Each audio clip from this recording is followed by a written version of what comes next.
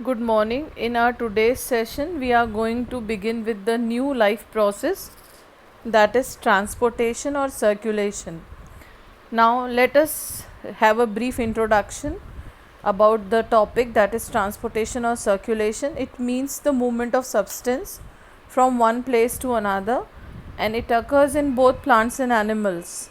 The water and the nutrients are required by plants and are transported from soil to different parts. The waste material that is produced in the plant is removed. The same way in animals and human beings also, the variety of material including the food, excretory waste, gases, hormones, nutrients, they need to be transported from one part of the body to another part of the body, and that is the transportation. Now let us see the human transportation system or human circulatory system. Now when you talk about the human transportation or circulatory system, there are two systems that work in the body. The one is the blood circulatory system and other is the lymphatic system. Now let us learn the blood circulatory system first.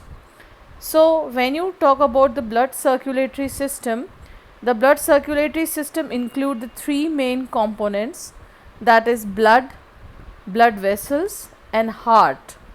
Now blood, you have already learned in your 9th standard also about the blood. It is a fluid connective tissue and it is made up of two parts, that is the liquid part plasma and the solid part is the blood cells. Three type of blood cells are there: RBC, that is red blood corpuscles, also known as erythrocytes, white blood cells which are called as leukocytes, and platelets which are also called thrombocytes. The same way the blood vessels, these are the basically the tubes in which the blood flows. There are three types of blood vessels in our body: arteries, veins and capillaries. And now let us learn about the next topic and the most important part, that is the heart, which is the pumping organ of your body. The heart pump the oxygenated and deoxygenated blood from the heart to body and from the body to heart. So these are the main components of the circulatory system, that is the blood circulatory system. Now let us see the first component, that is blood, made up of two parts. Liquid part is plasma. The plasma is made up of serum and proteins. The blood cells are three, already we have discussed. The RBC or the red blood cells are having the hemoglobin pigment and they provide red color to blood. We have already learned about hemoglobin as a respiratory pigment in our previous lesson. WBC or white blood corpuscles are basically known as leukocytes and they are related to the immunity of the body, that is the disease fighting capacity or disease resistance power, and help your body to fight against the diseases and infections. The platelets or thrombocytes are playing important role in blood clotting or coagulation of blood. Whenever you fall down, the blood starts coming out from the injured part and after few minutes you will see that the blood stops. So that is coagulation or clotting of blood, which is the function of platelets. Now let us see the second part of the circulatory system, that is the blood vessels, arteries, veins and capillaries. Now arteries are the one that carry oxygenated blood. Veins generally carry deoxygenated blood. Then arteries carry the blood from heart to body parts. Veins carry blood from body parts to heart. Arteries are thick walled, veins are thin walled. The blood flow in artery with more pressure and speed. In vein the blood flows with less pressure and speed. Arteries do not have any valve and veins have valve which prevent backflow of the blood.